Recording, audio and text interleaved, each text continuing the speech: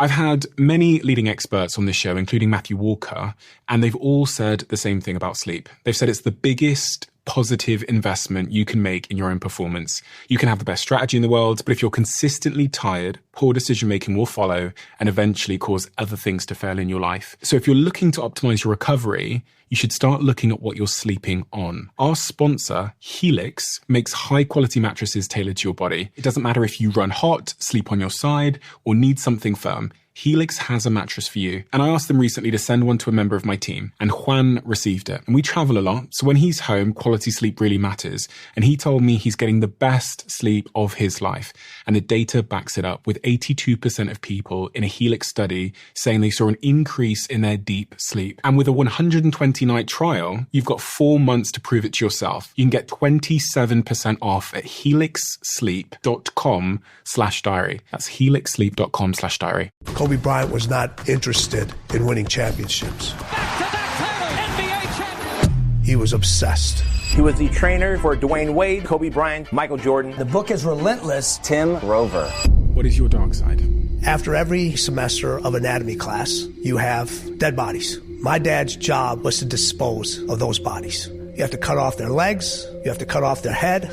I saw him do that when I was 4 years old.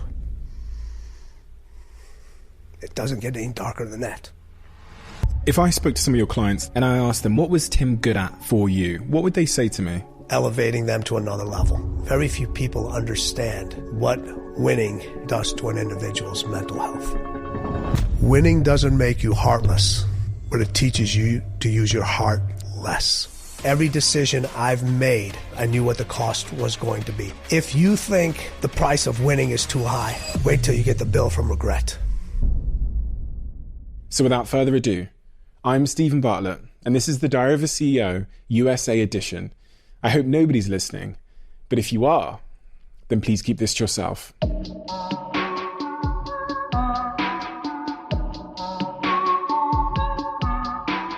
Tim, I read in your book, Winning, The Unforgiving Race to Greatness, chapter 12.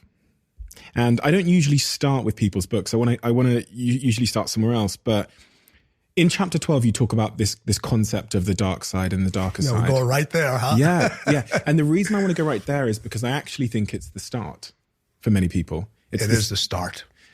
So tell me about your dark side and where and what it came from. This is a very unique story. So my father, both my parents are of Indian descent. So they came over to the States when I was 4. My mother came over first. She was a nurse practitioner, and my dad was a professor in India. So when he came over from India to the UK, he was still a professor over there. When he came from the UK to the United States, they said that his education would not transfer, that he wasn't qualified enough to teach at the university level in the States. So my dad said, okay, well, what job do you have available? So they had a job back then, it was called a degreaser. A degreaser is an individual, this job does not exist anymore. After every quarter, every semester of anatomy class, you have cadavers. Cadavers? Cadavers, dead bodies. My dad's job was to dispose of those bodies. Now, this is a man that was called a doctor back in the old country. Now, when you dispose of these cadavers, it's not a garbage truck that comes and picks them up. You have to dismantle them. You have to cut off their legs. You have to cut off their arms. You have to cut off their head. And you throw them in a furnace. I saw him do that when I was 4 years old. My parents couldn't afford babysitters. My mom worked at night. My dad worked during the day. So when you were off from school, guess what? You can't disturb mom because she's worked 16 hours that night. You go to work with your dad.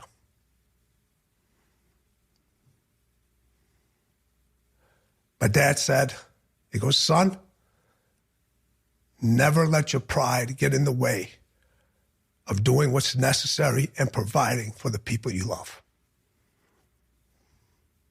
It doesn't get any darker than that. You still feel it today? Very. I wouldn't be here if it wasn't for him and the things that he did. Both of them. Never complained. Went to work every single day. As you were telling me that story, what was the emotion? You know what people talk about? Sacrifice that others did for them. Very few get to actually witness it and remember. There's certain memories that people have when you go way back in age and they can't even remember. I have vivid memories of those things and how not only did they mold him, how they molded my brother, the effects it had on both of us, positive and negative. And I understand how to use that darkness in the most positive way, just like my dad did. Because to him, that darkness was a new beginning. He didn't look at it as an individual who, like, I'm so accomplished back over here. He was just grateful and thankful to be in the United States and have a new opportunity and a new beginning for his family. And I always say this, and this is why when we talk about the dark and the darkness and the dark side and all that other stuff, people forget this. I always say this. When does a new day start? It starts at midnight. Is it dark outside at midnight? Yes. So if a new day and a new beginning starts in the dark every day, that's when your new beginnings start. But so many people are afraid to go to that place. And I tell them, you have to visit that place, because if that place comes visit you, it will never leave. If you go visit the darkness that you've been running from, you'll have the opportunity to leave a better person. You'll have a better understanding of yourself. You'll have a better understanding of your purpose. But if you don't take that trip and the darkness comes visit you, it's a guest that will never leave. That dark side, you referenced it, did good and bad things for you, negatives and positives. Mm-hmm. What are the negatives? It hardened me. It really hardened me. It hardened me to the point where I had a hard time communicating with other individuals. I had a hard time understanding things that were so easy for me to deal with, the hardships, the trials and tribulations. And I would see other people complain about things, and I'm like, what are you complaining about? I was just like, I couldn't relate to it. I just couldn't relate to it. I didn't have much compassion for that, for those individuals. And you talk in the book that often you're visited at night by a presence in the early hours of the morning. Every night there's an individual that comes visit you. You know, everybody has these grandiose dreams and these daydreams about success and money and fame and power. And I always say, winning never visits you in your daydreams. It sees you in your nightmares. The things that you come visit you in your nightmares, those things are real. Those are the things that you have to deal with. Those are the monsters underneath the bed. Those are the skeletons in the closet. Those are the things that you've put away And some of the stuff that you've put away and you don't want to deal with is some of the best part of you.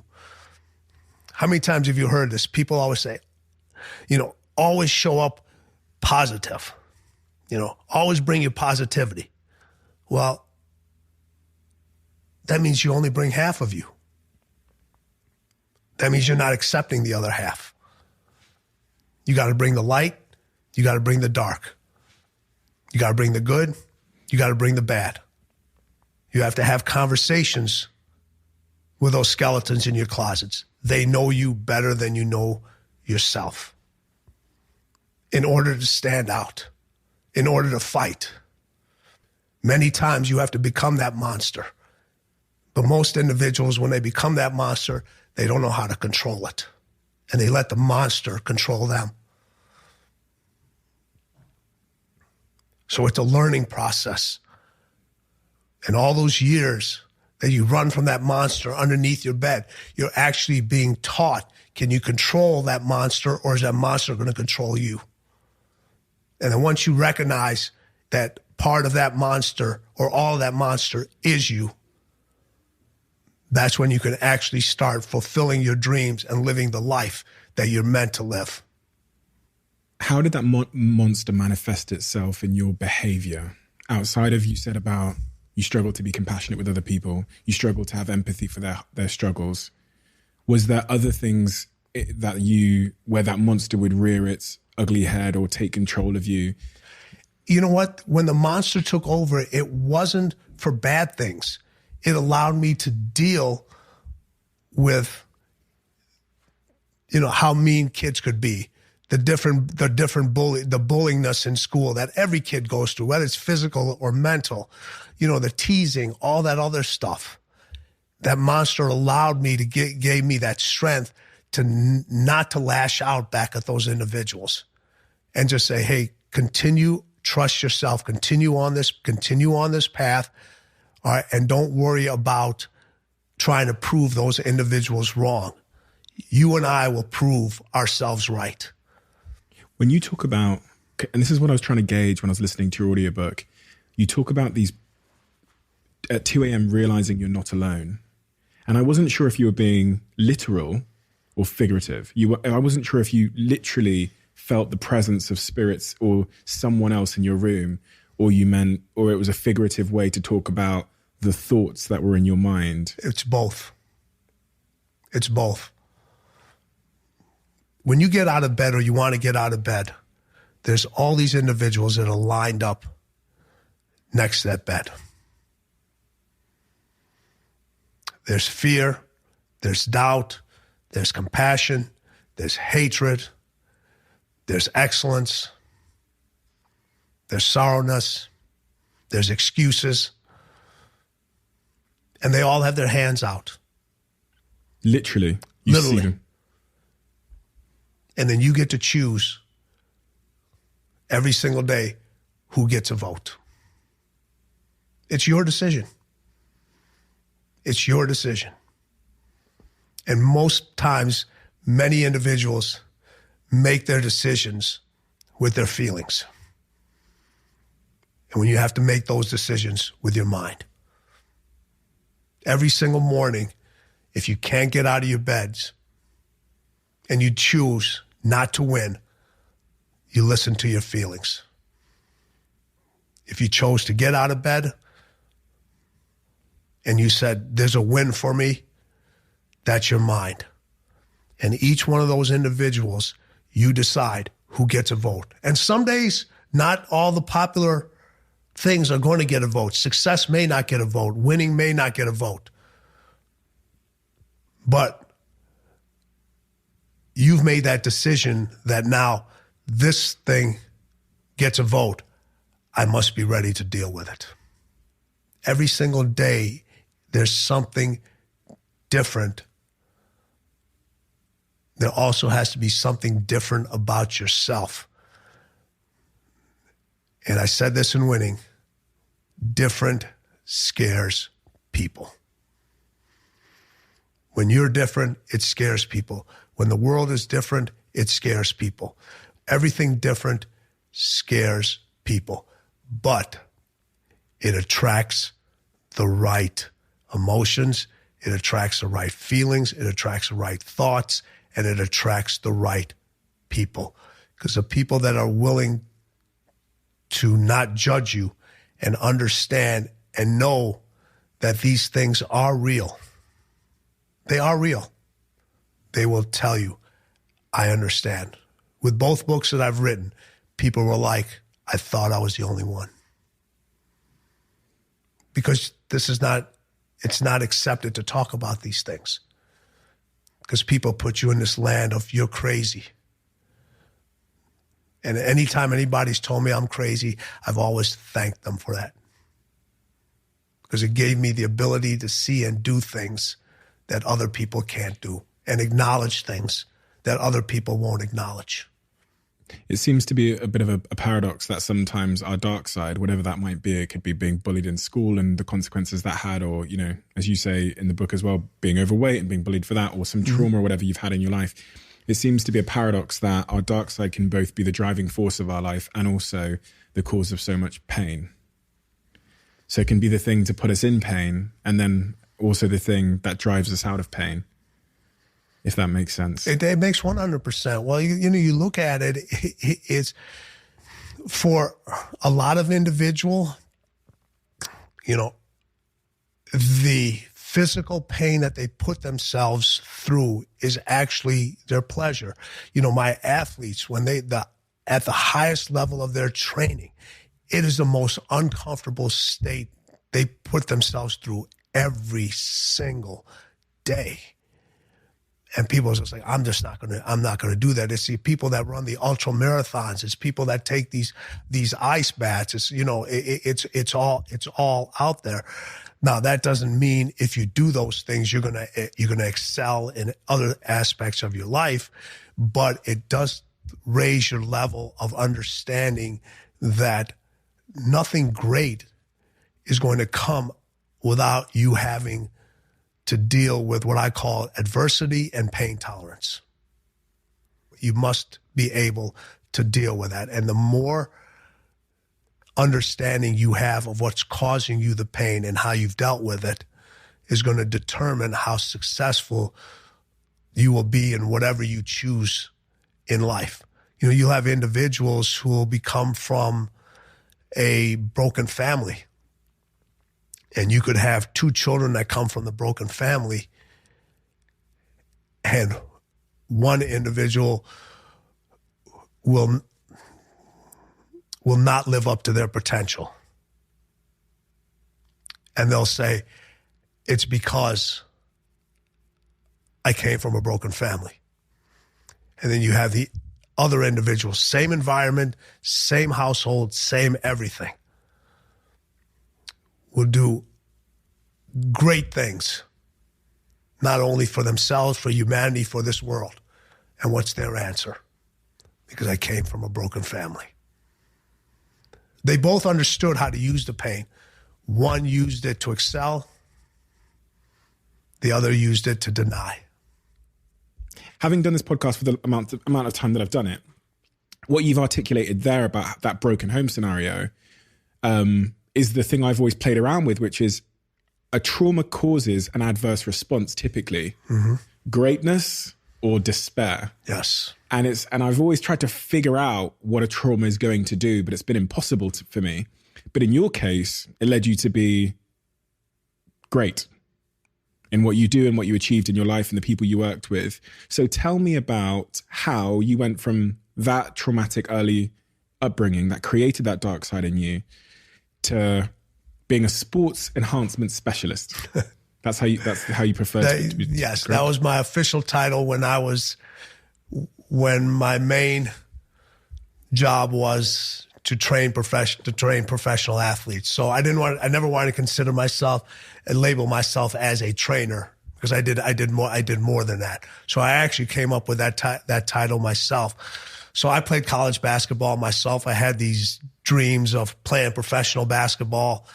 Wasn't good enough, okay? But I was like, what can I do to make sure this doesn't happen to other individuals? And I was like, you know what? I started to study the body really, really closely, which goes all the way back to when I was 4 years old. So not only did I have to study the body from an external standpoint, I had to learn it from an internal standpoint.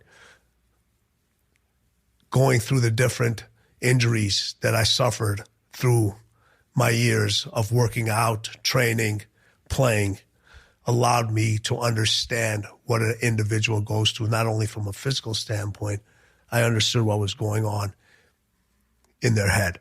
If they hurt their ankle, hip, back, all that stuff, I knew. So not only was I able to train them from a physical standpoint, I was able to train them from a psychological standpoint. I know what you're going through. I know the barriers that you have to go through, because it's so much easier to get an individual back from a physical injury, but it's that mental scar that stays with them.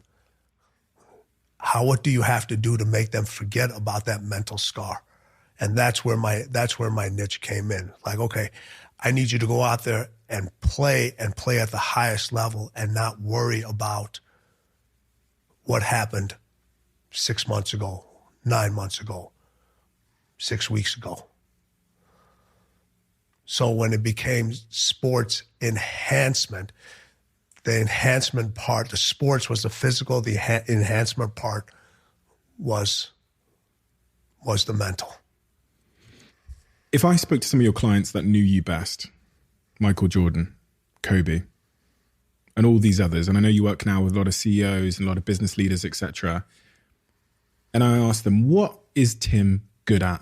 What was Tim good at for you? What would they say to me? Elevating them to another level. Holistically. Just being able, because when somebody comes up to me and they said, I want to be something, and I look at it, well, somebody's already done that. I need more. You can't come to me and just say, everyone says, I want to be the world's best tennis player. I want to be the world's best basketball player. I want to be the world's greatest podcaster. That's already been done. There's another level. You're not thinking big enough. My individuals come to me and say, listen, I have these dreams. I have these thoughts. And the first thing I tell them, your dreams and thoughts better be so big that they better scare you. They better scare you. Why? Because you're not thinking big enough then. You don't want it. It has to be something that nobody else has thought about before or done before. The process it takes to be number one and stay at number one, you have no idea. You have an idea because you've been there. Everybody wants to sit in your seat until they have to sit in your seat. Very few people understand what winning and success does to an individual's mental health. Everybody thinks the more you win, the more successful you are. It just makes everything so much easier. And they don't understand the pressures that these individuals put on themselves to continue to perform at the highest level, to have their businesses win over and over again. When you reach 1 million followers on your social media, it's a different level of pressure than an individual who isn't winning all the time or who hasn't been successful at the highest level, who's not being critiqued about every decision they make, about what they wear, about what they say, where they go. And that's a whole different level of mental health that success brings that a lot of people just don't understand. Michael Jordan. I watched the Last Dance documentary. Mm-hmm. I saw you in there as well. Really, I've got to be honest, I didn't really know much about MJ before that. And it went from me watching that documentary, getting obsessed with him, to hanging a picture on the wall in my office back in London, very soon after a neon sign in my office in London of that silhouette, for many, many reasons. But as I read through your story, and a lot of my listeners won't know about this, so I feel obliged because I know the question they'll be asking is, how on earth did you go from a college graduate that was, earning $3 an hour as a trainer in a gym to becoming the trainer of, or the sports enhancement specialist for Michael Jordan, who many see as one of the greatest, if not the greatest, sporting athletes of all time? What happened in that gap? Well, when I started to go to college, I didn't know what I wanted to do. And, again, being of Indian descent and having both parents Indian in the medical field, you get to choose two options as a career. One being a doctor, and this is back in the 80s. Second being a doctor. That's it. And I told my parents, I don't want to be a doctor. They said, well, what do you want to do? I said, I want to train professional athletes. I knew this very early. I knew this very, very, very, very early because when I was a freshman in college, there was a class. It was the first time it was being offered at the school. It was called kinesiology, just movement of the muscles and body, and basically movement of humans. And I took and kind of picked up a book and I said, you know what? This is for me. So when people kept telling me, well, why are you going to take this class? Why everybody said, oh, most people that take these courses end up being in the health industry, whether it be studying science, working in administrations in colleges, or being health educators. And I just no, there's something more out there for me. There's something more out there for me. And then when we'd have our basketball practices in college and so forth, and I was like, all we're doing is we're just running. We're doing stuff without a purpose. This can't be right. This can't be right. And we had an individual that would come in and work our team out. I was just like, this doesn't feel right. So I really took study to this. I really wanted to understand this. Later on, I graduated with a master's degree. Parents were like, well, you got this. You can't stay at home. You got to go get a job. Master's degree in exercise science. All right. And I took a job at a local health club. The minimum wage back then was $3.35. I took the job. They did not allow, I was the most qualified individual they had on their training staff, but they still wouldn't allow me to train because I had to do the 6-month probation period. So I said, okay, no problem. So what I did was I worked in the exercise rooms. I basically cleaned the equipment, opened up the gyms, did different stuff like that. And then after 6 months passed by, they said, okay, you have to take this exam. And if you pass the exam, we'll allow you to be a trainer.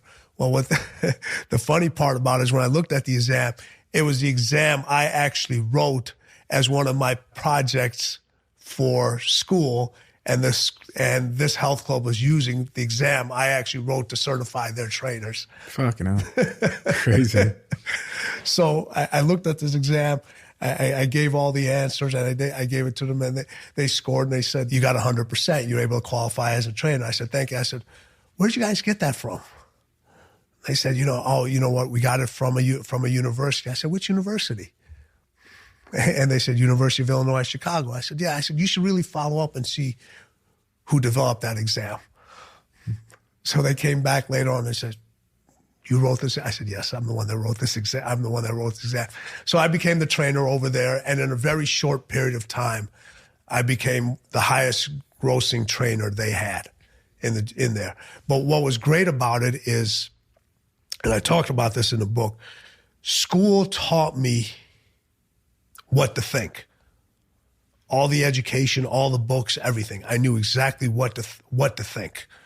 But when you start dealing with humans who are able to communicate and who have their own thoughts and have their own beliefs and have their own feelings, have their own emotions, have their own ideas, I was like,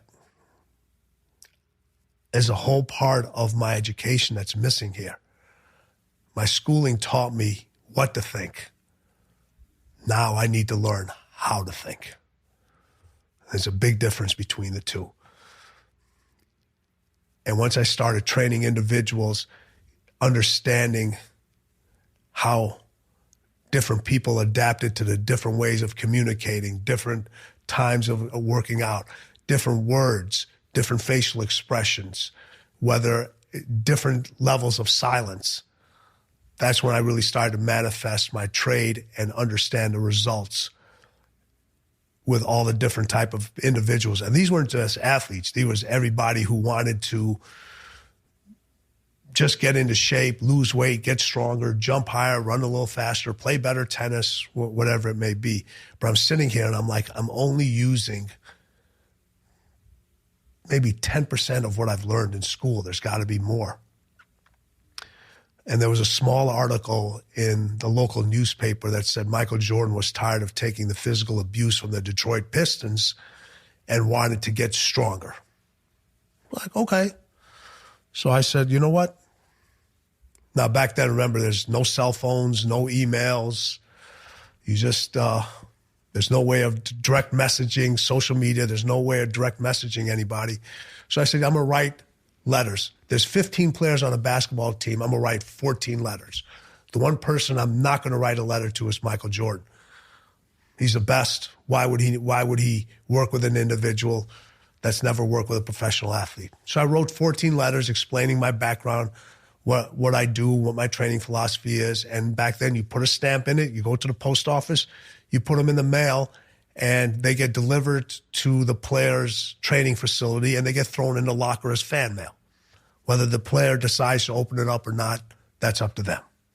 Well, obviously somebody opened up one of the letters and Michael saw it in somebody else's locker, pulled the letter out, read it, and gave it to the team physician and the athletic trainer during that time and said, hey, find out what this is about. I have to pause you there just to highlight the fact that most people would not send those letters. I'm not most. There's nothing about me that qualifies as most. There's nothing that qualifies me as average. Because you know what? What's the worst thing that could have possibly happened? I'd be in the exact same situation I was in. I wasn't going to be any worse. If I didn't take that initiative, I didn't take that action, I was in a worse situation. In hindsight. Yeah. But it's so interesting because those moments riddle my story where I sent, the first one was just sending emails at night at 18 years old to saying to people, will you invest in my company at 18 after dropping out of university? And I talk about this, and this is why I paused you, because it happened when I was 16, happened when I was 18, happened when I was 24. And those were pivotal moments in my life. And as you say, if I rolled the dice and got a bad hand, I was in the same place. But it was free to roll. In your case, it cost you a couple of stamps to roll.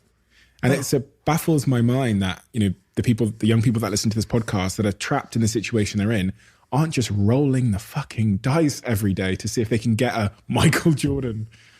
The best of the best, they're always looking for a competitive edge. They're always looking for that 0.001% thing that can make them better. I had a conversation, and this individual I've never worked with, but he was at an event that I was speaking at also, and he spoke before me, Michael Phelps. Oh, yeah. All right. For anybody that doesn't know Michael Phelps, maybe the most accomplished Olympic swimmer of all time. Yes. So Michael said that he trained every single day. He was at the pinnacle of his career. And he said, it's not like I can go ahead and I can knock off 3 seconds. He goes, I train every single day so I can shave 0.001 second. He goes, that's my ultimate goal. After 3-4 months of getting ready for my next race or years, whatever it is, I need to shave 0.0001 off my time. And everybody he surrounded himself with, that was their job. Marginal gains, as we call it, that 1%, that 0.1%. And I heard you talk about this with Kobe in the book and your other athletes, that trying to find that edge. And Kobe was one of those people that in the book that you talk about really trying to find that edge as well in his career.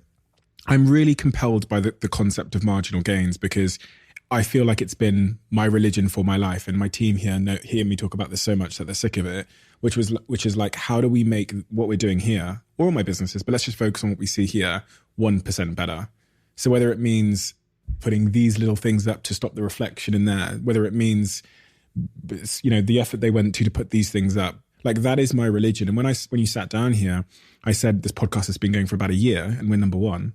And that is purely based on the fact that we believe the 1% will change our trajectory in an invisible way in the moment, but in a profound way over time. Yes. How important are those marginal gains to the athletes that you've worked with and in the work you do with them still today? It's everything. It's everything. And it's in the details. You just described all these little things, and somebody come in, it doesn't matter. A great example was like, you know what? When we handed you the book, you're like, this cover is so much better than the other one. Switch it. It's the little attention to the little things that everyone thinks they won't notice. You hear this all the time. Don't sweat the small stuff. The 1%ers, the 0.01, they sweat every single detail. Because the one thing they let slip, somebody is going to use that to their advantage. Somebody is going to make a big deal out of it, and they're going to feel like they left something out. Everyone says, don't worry about the things that you can't control. Well, these individuals,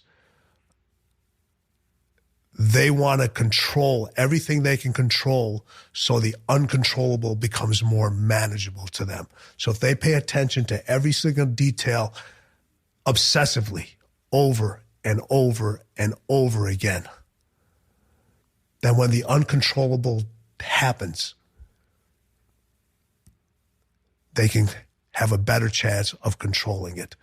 There's a big thing that we used to use with Kobe all the time is I used to ask individuals, if you're interested in taking your business or your basketball game, your football skills, your podcast, and we'd have a room of thousands and thousands of people stand up. And everybody would stand up and they give this big rounding clap and all this other stuff. If you're interested in taking it to number one. If you're interested, yes. To the next level. For some people, it may not be number one, whatever it is. Everybody claps up. And then I say, sit back down. Then I would ask them, I said, all right, if you're obsessed with taking your business, your sport, whatever it is, to another level, stand up. And everybody would stand up again. Well, I would say, well, which one is it? Which one is it? You can't be interested and you can't be obsessed. Interested is a hobby. Kobe Bryant was not interested in winning championships. He was obsessed. And obsession comes in the small details that nobody pays attention to. And I have a saying, all right? Interested people watch obsessed people change the world. Kobe was interested in those small details that nobody else was interested in paying attention to. What were those small details for him? Everyone talks about maximizing their time. Kobe and I were interested in maximizing his focus. When you maximize your focus, it gave us more time. The having everything laid out for him so he wouldn't have to worry about what shoes he had to wear, where the tickets had to go for the friends and family.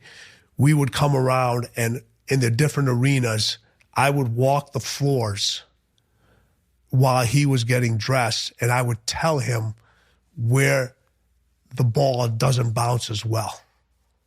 Because on a basketball court, it's made out of wood, all right, and they're portable floors, and everybody knows in certain arenas, they're dead spots. You force the player into that area. If the ball is going to bounce there, it's not going to bounce as high, which gives the team the advantage. And a lot of times when they would move those pieces around.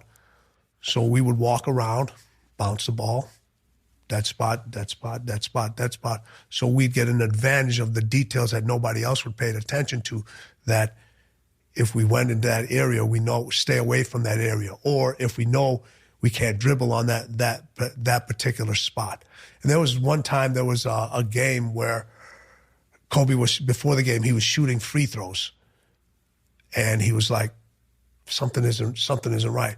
So he called one of the maintenance guys over. He goes, "Are you sure this basket is right?" And the guy said, "Yeah." He goes, "Well, I want you to check it for me." He measured it. It was 1/8 of an inch off. When you're that obsessed, when you pay that much attention to the details, you know, it's no different than what you said about the lighting and the microphones and the team. I've never seen. I've done quite a few podcasts. We're very selective in who we want to sit down with, and this is the first time I've seen this many individuals. It's funny, we were having a conversation yesterday, and I've been thinking about it for the last 2 days since we had the conversation. The conversation is, should we hire someone full-time to look at the data and analytics of the episodes when they go out, so we can, if we put an episode out and the title thumbnail is wrong, we can know within 24 hours if we need to change it.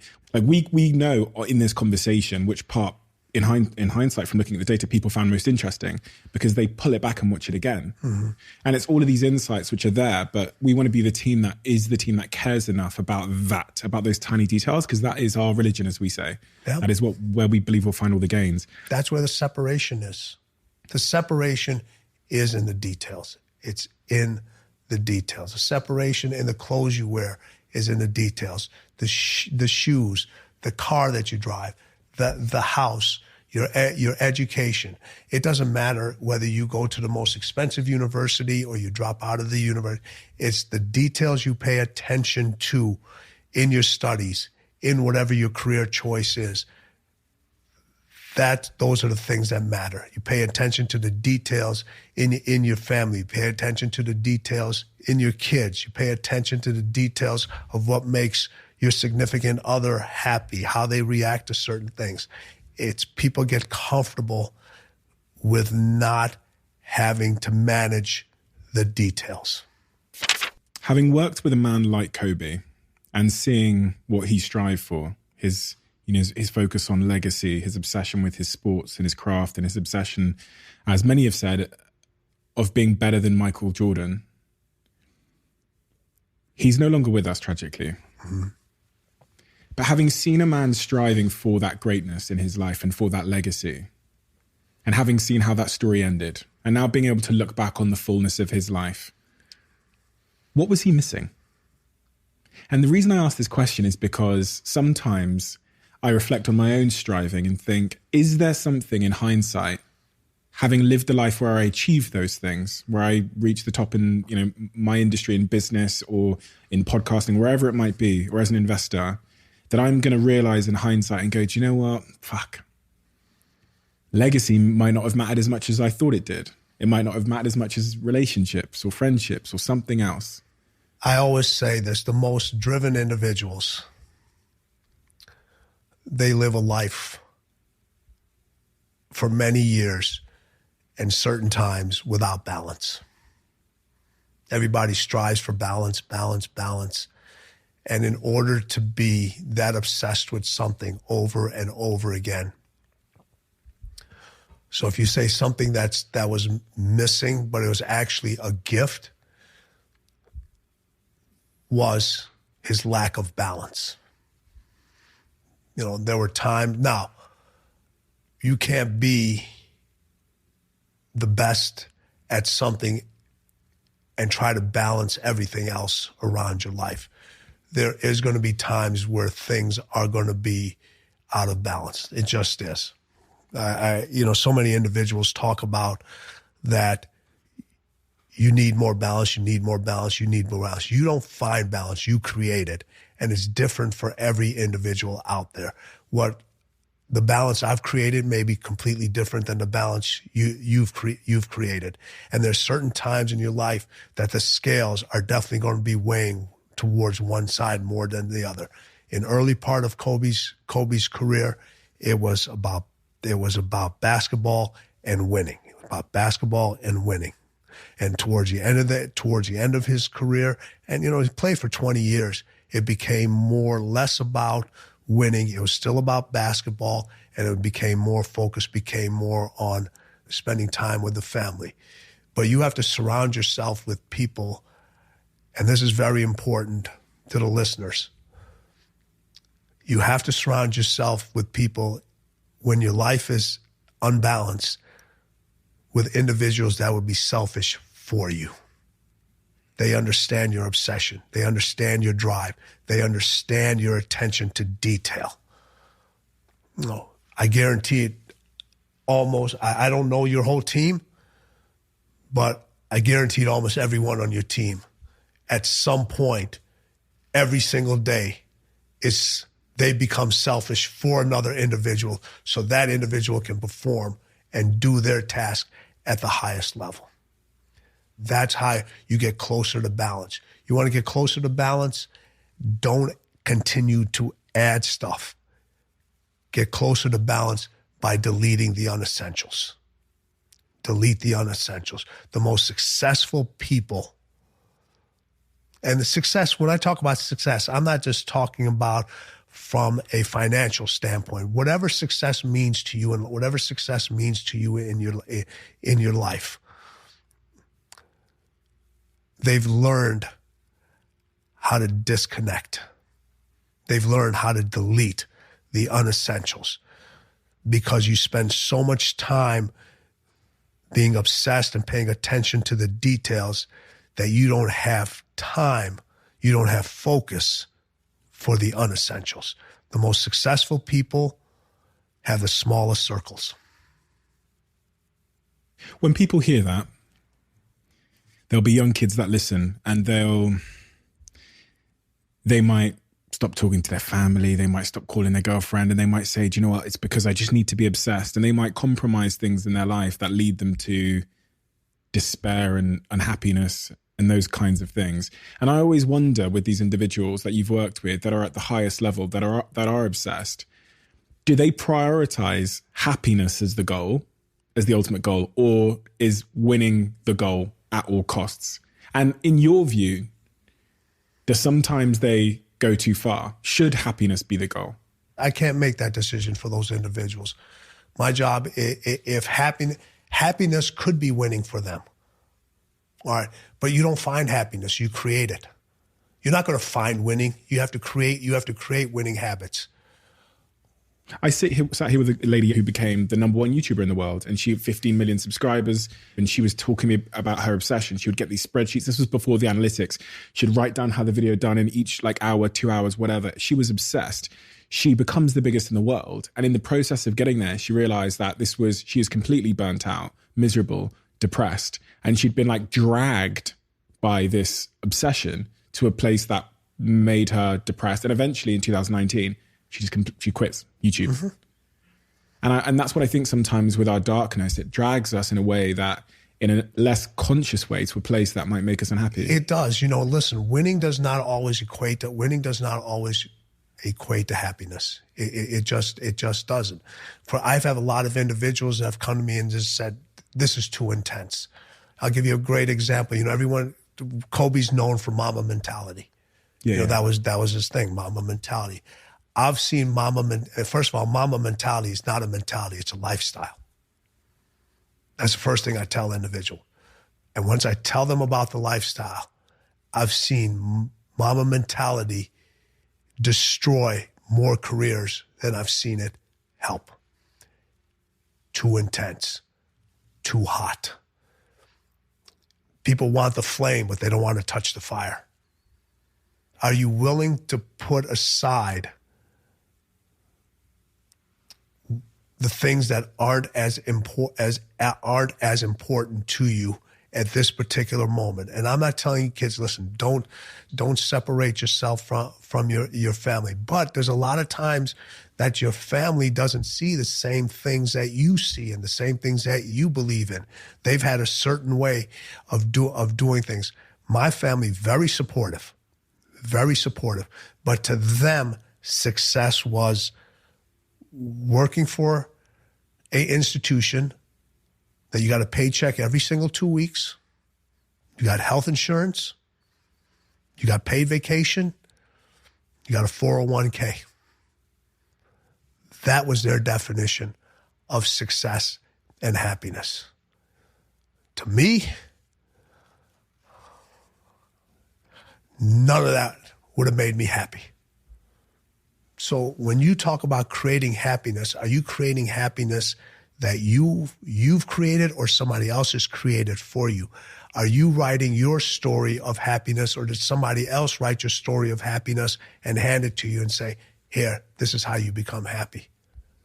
One of the things I think I've struggled with in my life is knowing if something is something I want or if it's scratching an insecurity I have. So insecurity, as you know, is one of the greatest motivators in the world.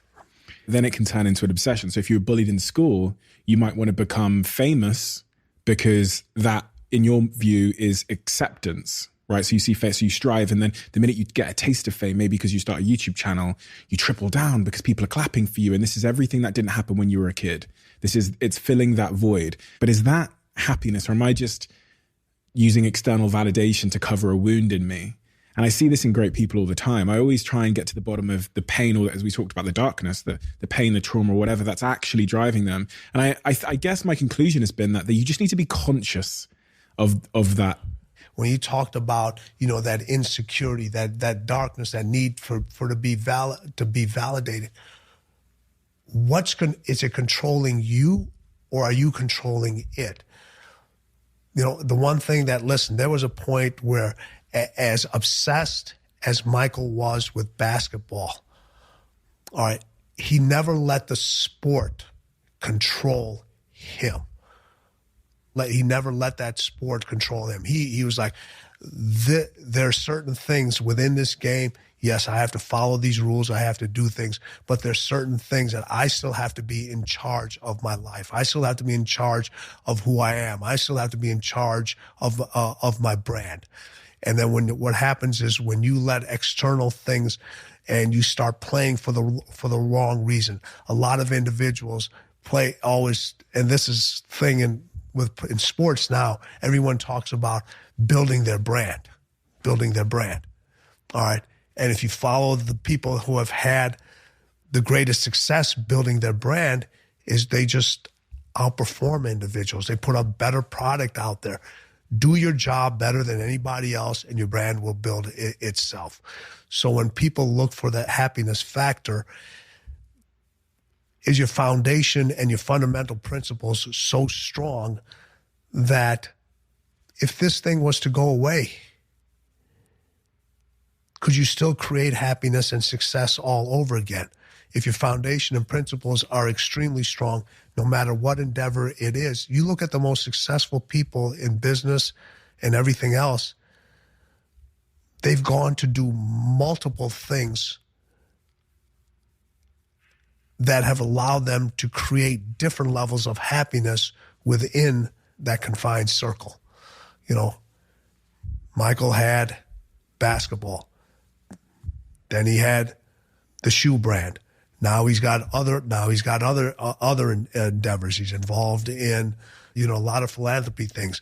The competitive nature doesn't stop, and everybody thinks you can only be happy with one certain aspect in your life. You can create happiness in multiple things in your life, and if it gets to the point where it is burning you out, that means it's time that you are no longer obsessed with that thing anymore, and it's time for you to become obsessed with something else. And it could be this stage in your life where your success and your happiness is now, listen, I just want to create happiness for myself and for the individuals around me. And on that point of balance, was Michael ever direct with you about the sacrifice you would have to make to come on that journey with him? The first thing he told me was, you better keep up. And what did he mean by that? What he meant by that is not as a trainer, keep up in life. Because this ride, we don't know which direction it's going to go in. We don't know if it's going up, down, sideways, but be ready for anything this throws at us. Interestingly, that's what you knew he meant. One of the reasons I get along so well with all my clients, professionally, business-wise, socially, or everybody, because they know I'm just as messed up as they are. And I don't judge them. My daughter always says, she goes, Dad, you have no weird R. She goes, nothing to you is weird. Nothing to you. And when I see something, I just say, interesting. I want to know what that person is doing and why they're doing it, and what's fueling that desire, and also what are they using that desire, what are they going to fuel it with other individuals. One of the stories I tell years when I first started working with MJ, and this is, a lot of your listeners will be too young to remember this, but the recording devices back then was called a Betamax. A videotape you stuck in. So what I would do is I'd have to be at the basketball games very early. I'd make sure everything was prepped and he was ready to go. And we were always the last individuals to leave. I'd rewatch the game. I would count his steps.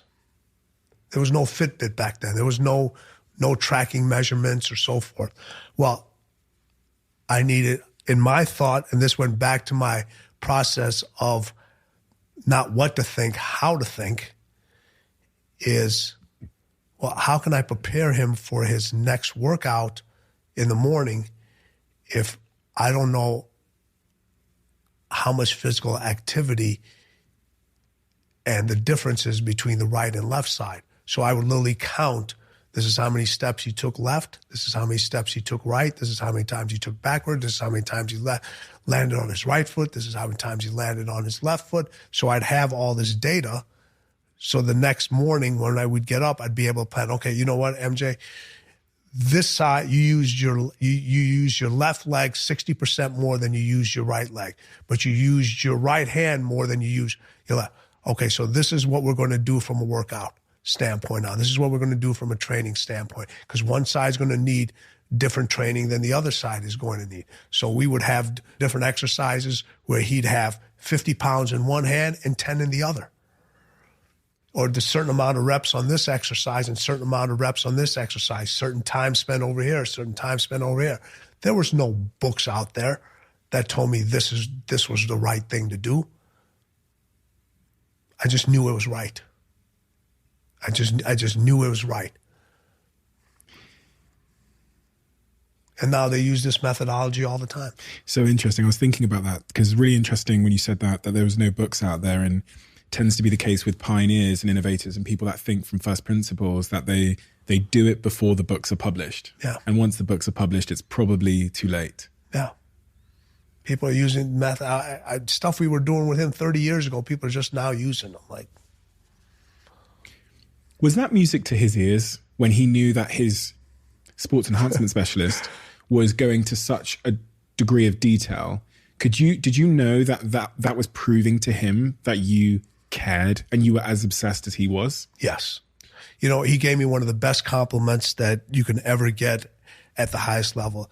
When somebody else would say, hey, I want to hire Tim. He goes, I don't pay Tim to train me. He goes, I pay him not to train anybody else. That is a big compliment. Yeah. He ultimately introduced you to somebody else when he retired and stepped out of the game after 15 years of you working together, which was Kobe. And I found it really intriguing that when he introduced you to Kobe, he lovingly used the word arsehole when he introduced you to Kobe. So he said, like, I'm not using Tim anymore. So, no, Kobe, you can work with him. Why did he use the word arsehole? You know what? As individuals become more successful, everybody around them becomes yes people. Nobody wanted to say no to Michael Jordan. Oh, I was that individual. We had many times, we had very heated, short arguments. They were like 3 words, which I won't say because it'll offend a lot of your listeners. But that was the end of the conversation. I said, MJ, you hired me to do a job at the highest level. I said, you cannot do a job at the highest level without accountability. I said, once the accountability is broken between us, then it's time for you to find another individual. So he held me accountable. I held him accountable. And when somebody says you better keep up, as a person's star starts to grow, the accountability has a tendency to get less because now you don't pay attention to the details as much because you feel like I've achieved it. I've gotten there. It's a lot easier. Staying on the top is not the same thing as reaching the top. Many individuals can reach the top, but very few individuals stay at the top because the accountability among their team and among themselves starts to deteriorate once they've reached the top. And what does that deterioration in accountability look like? What are the signs of it? I give you a great example. When people perform at the highest level in business, sometimes a boss or the person above them, the CEO, whatever, is allowed, you know what, man, their numbers are so good. We're going to let them, we're not going to hold them accountable for this, and this. You know, they're still performing. They may not be performing at the highest level, but they're still performing at a top level. So now you have that little crack. And that little crack gets a little bigger and a little bigger and a little bigger. Michael in The Last Dance said something. He goes, I never asked any of my teammates to do anything that I didn't do. You're talking about the greatest to ever play the game. He didn't have to have anybody else hold him accountable. I'm not going to ask you to do anything that I'm not going to do myself. So as individuals, once they've reached that pinnacle, and they get their arms out and they start looking down and say, I finally reached the top of this mountaintop. Those are all the right things to do. Don't exhale. Because the air is so much thinner up on the top than it is on the climb to the top. And if you exhale, the next breath you have to catch will not have the same effect. You'll have to catch multiple breaths over and over and over again. That's why you see some of these individuals that retire from a sport, they come back. Or you see a CEO of a company leave a company, take a year off, and now they become a CEO of another company. They can't exhale. In chapter 5 of your book, you speak to some of these things that Michael would do to his teammates. One One of them is he would mock his teammates into dedication, right? You see this in The Last Dance where he's cracking jokes at them, but you know that the jokes, these aren't jokes, there's intention behind the jokes. Yes. He's trying to get them to run faster or to train harder or whatever. Mm-hmm. Can you give me a window into what you saw in terms of the way that Michael would treat his teammates in order to get the best out of him? That some might consider to be, in the modern day and age where we're very soft, especially in the business world, toxic. It worked for him, and it was the only way he knew how. And it's a lot of people may consider things toxic when they initially start out, but then when you see the end result, or when your career's over with, or when you're with a different organization, you look at it and say, you know what, I really missed that. I give an example of flowers. When you gift roses, or you're gifted roses, or any types of flowers, they cut the thorns off because the thorns, are prickly and so forth. Well, when you cut the thorns off a rose, you decrease its lifespan. So a lot of individuals that have been thorns in your life have actually allowed you to propel to places that you would never be able to propel before. And you don't miss it until that thorn is no longer there. So when Michael was constantly pushing his players, getting them to everybody knew he was not coming down to their level. He didn't expect everybody to come up to his level, but he knew there was another level for each individual. And he just wanted you to perform at the highest level, and he wanted you to have a taste of winning, not just once, but numerous times, over and over again. And he had to be genuine to who he was. One of the things that I talk about in my other book, Relentless, one of the 13, I said, you know exactly who you are. He knew exactly who he was. He knew who he can communicate with and say certain things, and he knew when not to say certain things and have another individual talk to that person. But when he spoke, everybody listens. If you watch practices, everybody would come into the practice and they'd be laughing and kind of joking and having a good time and so forth. And as soon as that whistle was blown, silence. And Michael always said, I practice so hard. And we all need to practice so hard so the games become easier. Do you think he used those thorns as well as a bit of a filter in terms of filtering out the teammates that he didn't think were good enough? Yes.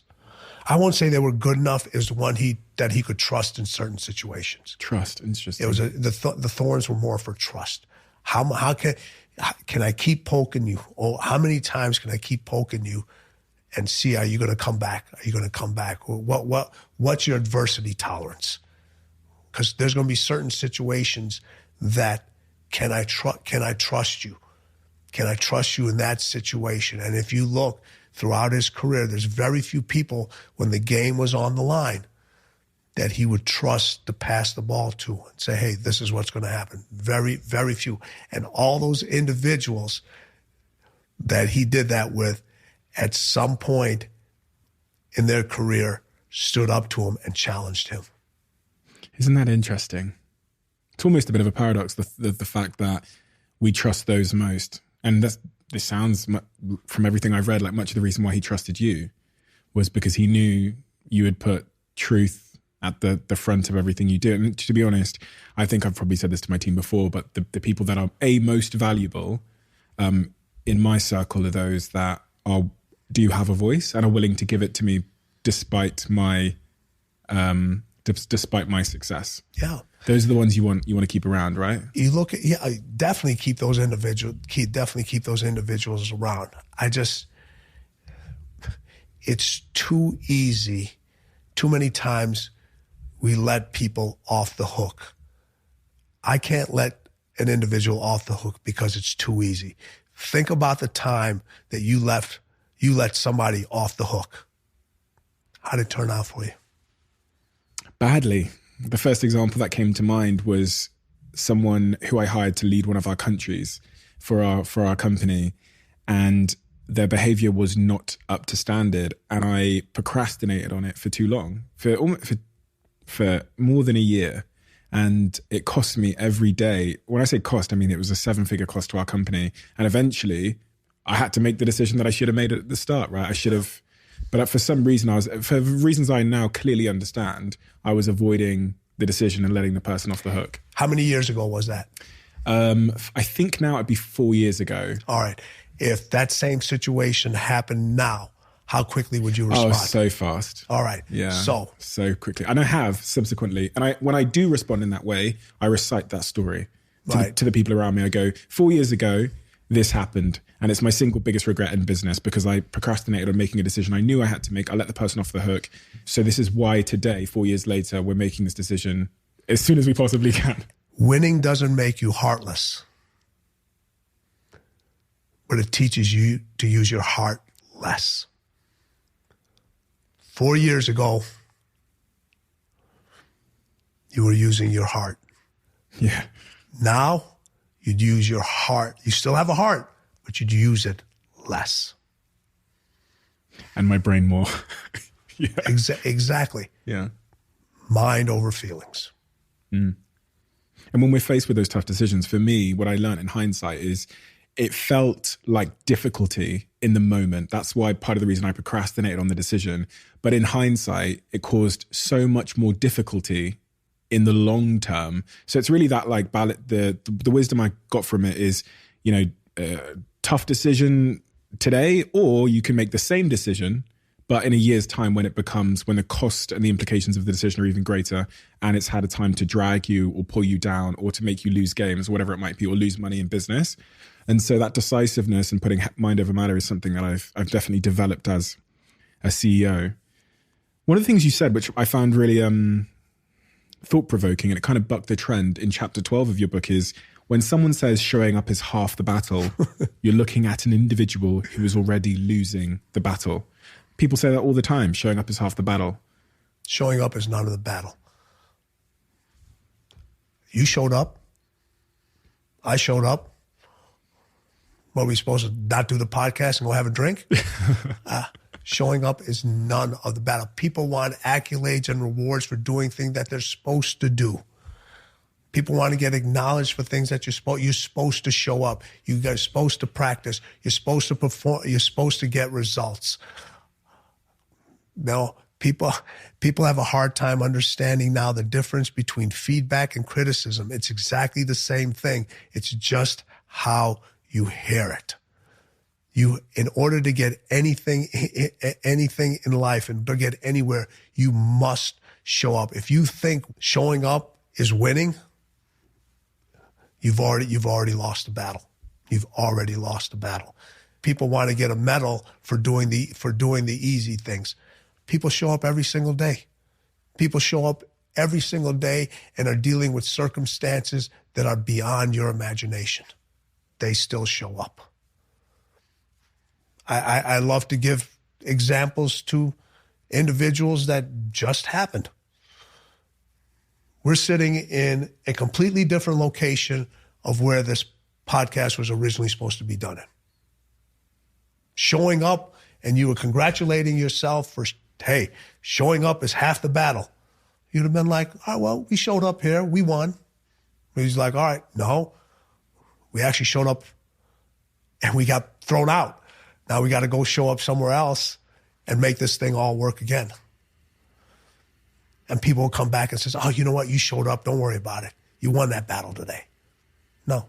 Do you know that story? So we landed in LA and we got to the hotel, and the hotel offered us a certain room in the penthouse suite where we felt we could replicate the aesthetic we need to make the show successful. We're looking for somewhere where it feels like you are in because we record it in the UK in my house. Sure. So it needs to feel at home because of the nature of the conversation we're having. It needs to be dark. Details. Yeah, right? So we got to the hotel. They're like, well, you can have, the penthouse suite. There's one day it's booked for. So for 3 of the episodes, the set will change. And I was like, we don't want the set to change. So they said, well, there's a meeting room. We'll give it to you completely free at the back. We can't do it in a meeting room. They showed us 6 or 7 rooms. They took us around every room in the hotel. No. So although the podcast was 2 days away and we had 20 odd guests coming, Sure. we as a team, because again, our religion is to care about the details, looked for somewhere else. We went on viewings and we found this place, insanely expensive place, as you've seen. But we've always believed in those details. We always believe it really matters. And then Jack and the team and Berta, to their credit, have built this whole entire set, which nobody can see, in the next 24 hours, running back and forward from Target. We don't have to do that. But because we've, as you said earlier, we've seen the outcome of that suffering now. And once you've tasted it, you can't unsee it, right? You can't unsee it. You just can't. You can't. People always said, you can't forget what you've seen. You can't unlearn what you've learned. You can't unlearn it. You can learn from it and learn other things on top of it, but you're never going to unlearn those things. You're never going to be able to unsee the things that you've seen. And that's when people just don't understand. They can't see and understand your level of craziness. They can't see your level of obsession. And then once those things no longer matter for you, then you know it's time to move on to another endeavor, which you've already have in your previous thing. You know, when we talked earlier about relationships, we talked about the relationships of those around you and how that can be impacted you. We talked about, at the very start of this conversation, about our dark sides.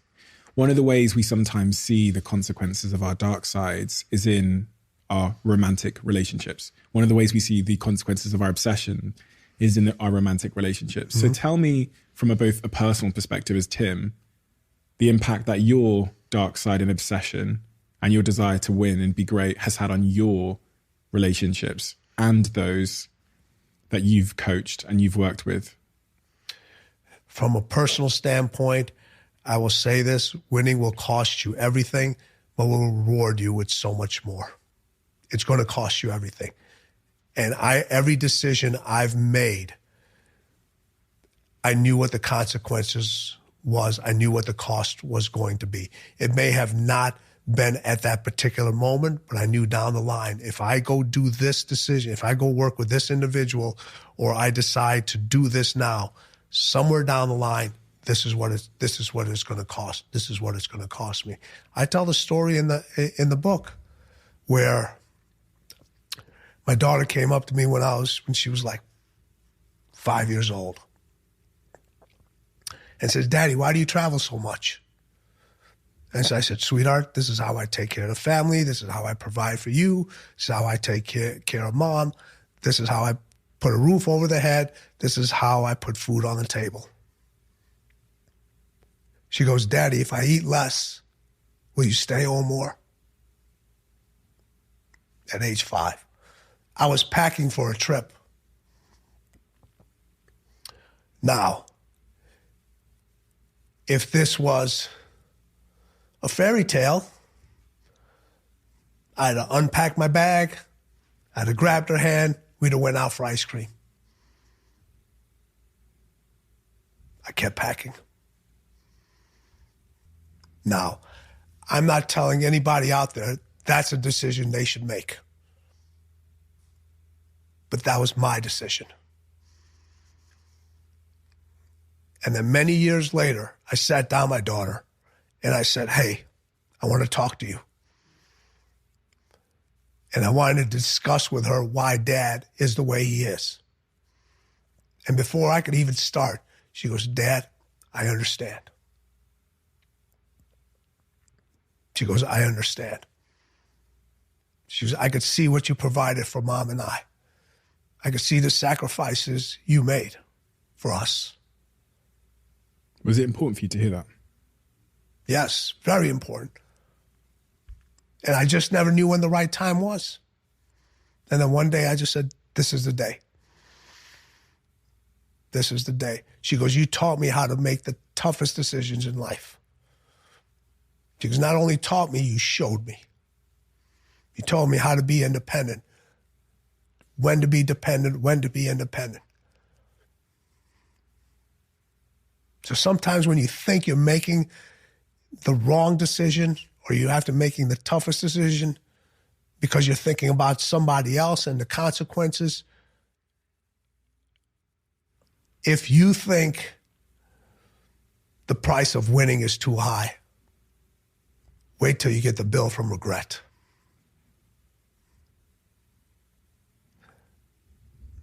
And that bill from regret is generational.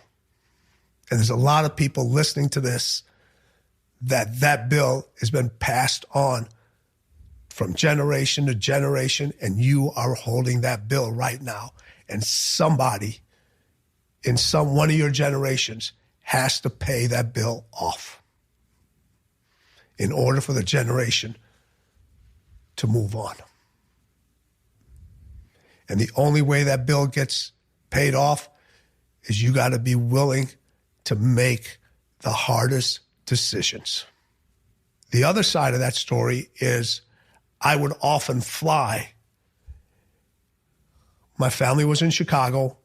I was doing work on the West Coast. So when she had a school play, when she had a volleyball game, I would fly from the West Coast, land in Chicago, watch her performance for 45 minutes to an hour, and get on the plane that same night and be back for my client the next day.